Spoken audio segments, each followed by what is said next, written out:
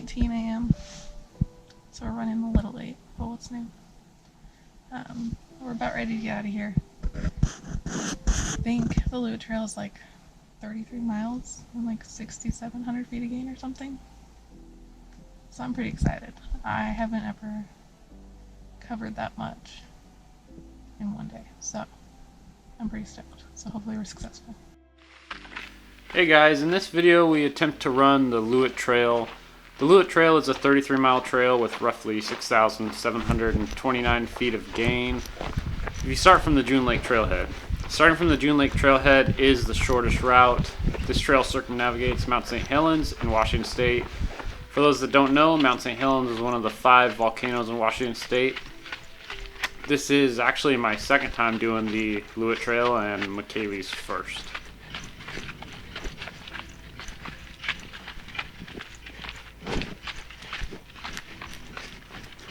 For reference, we did this on September 12th. So if you do this trail soon, everything you see here will pretty much be the same until the snowfall that is definitely coming in the mountains. I'd have to say, to date, this is one of my favorite trail runs I've ever done. Both times I did end up injuring myself, as you'll see later in the video, but still definitely managed to have a good time both times.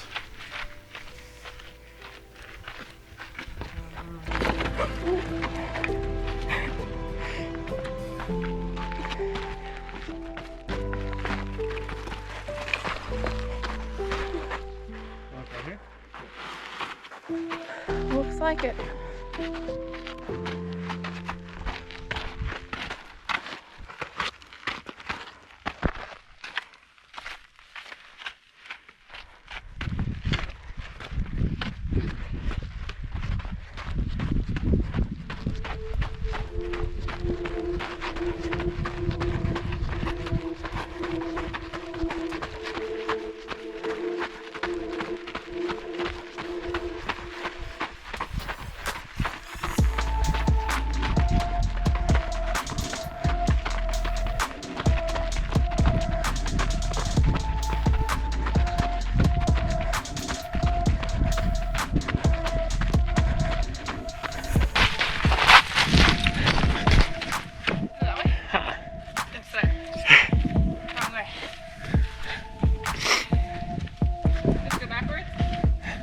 What you're comfortable with, but yeah.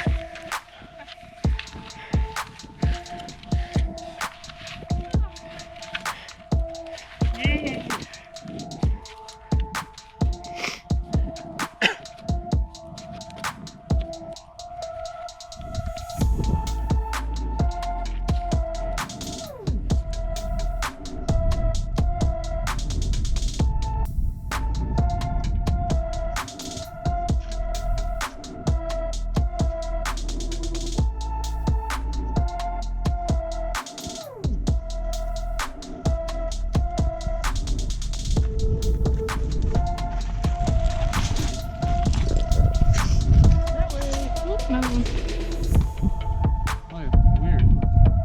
There was a cave over there. It's covered up. Got caved in. Huh? So it got caved in. That's crazy.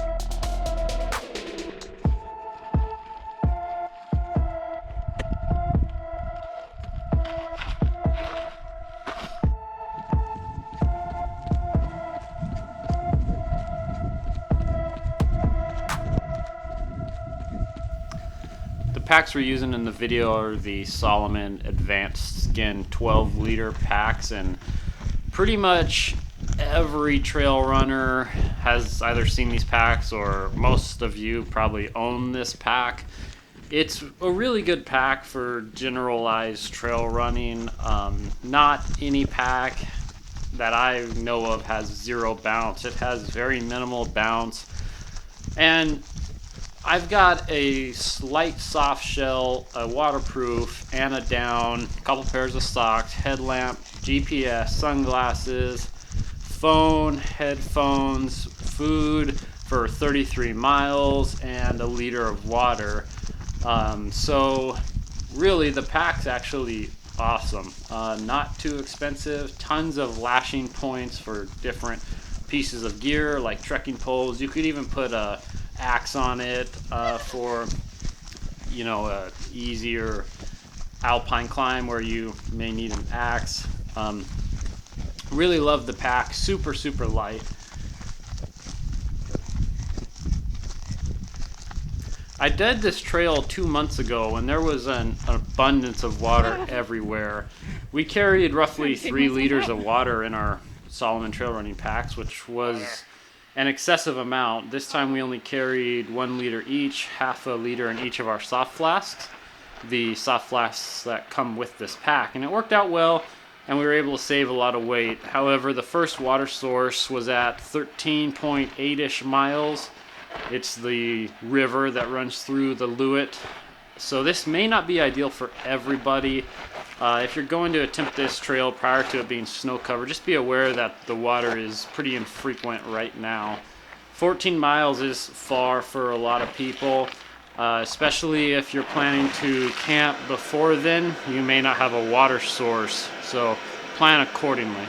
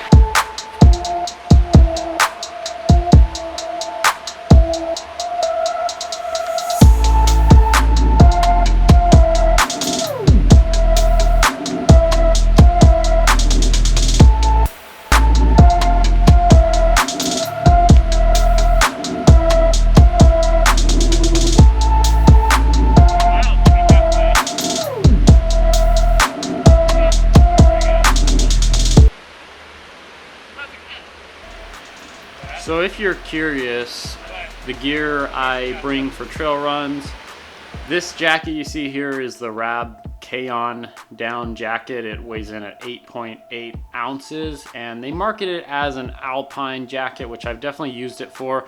However, it's also a great super light down jacket for this. It doesn't have any down under the arms where you're usually pretty hot anyways, and so it's great for cold runs and just getting warmed up. I also carry the REI Active Pursuit running jacket, and it's a pretty affordable jacket. It weighs in at 4 ounces. I really like it. It's super breathable. I don't get too hot like in a lot of other wind shirts and wind jackets. They don't breathe as well. This one breathes super well. I would compare it to like a Patagonia Houdini and a couple other wind hoodies, but I actually picked the REI one. I think it breathes a little bit better. You may suffer some windproof. However, I also carry a waterproof, which would be better than all of those at cutting the wind, so I definitely want the most breathable running jacket that I can get.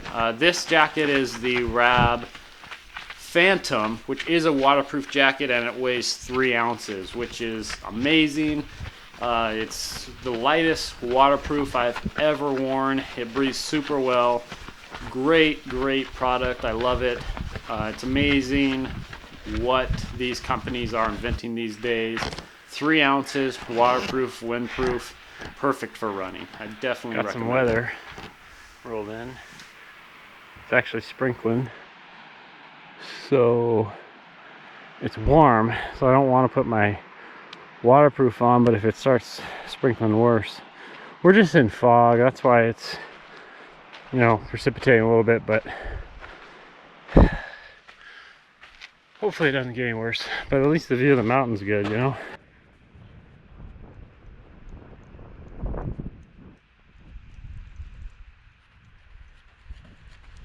Go up there, take a left, and I believe we're almost to the top of this.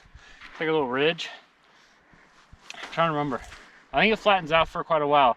And it sucks that we're in a cloud because it's like one of my favorite spots. I know. Because it's I'm like this so cool bummed. plateau. It's really pretty. But since it's flat, I'd say we're not going to be as hot. We should probably put our waterproofs on. Okay. Not a bad idea. Because I'm getting a little wet. Yeah, it's raining a little harder. Alright. And the sun, I think, might burn it off. I certainly hope so. Because there's nothing like being engulfed in a cloud when you know that there's beautiful views and you just cannot see them. Yeah. Yeah. Alright, let's go. Ready? Yarp.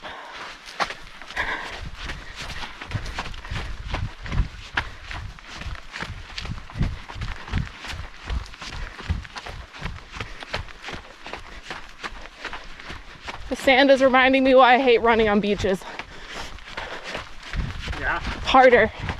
Oh, yeah. Dude. Look at that. That's crazy. So pretty.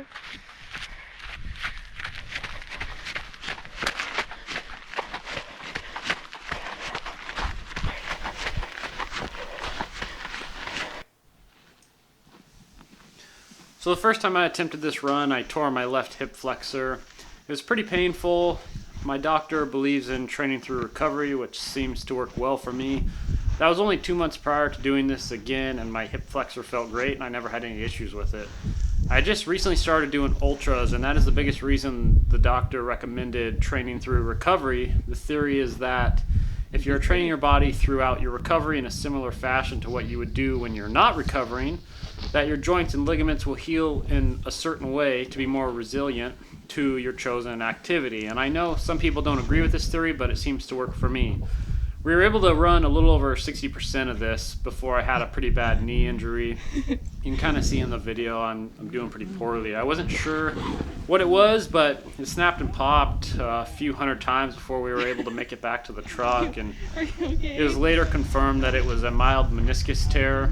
Since I've been doing shorter runs, and this weekend I'll be doing a 30-plus miler and hope my knee's gonna be okay. The doctor said it can be completely healed through therapy, and do continue training through recovery. I don't necessarily think another ultra is ideal right now, but I'll be able to gauge how I'm feeling and abandon the run if necessary.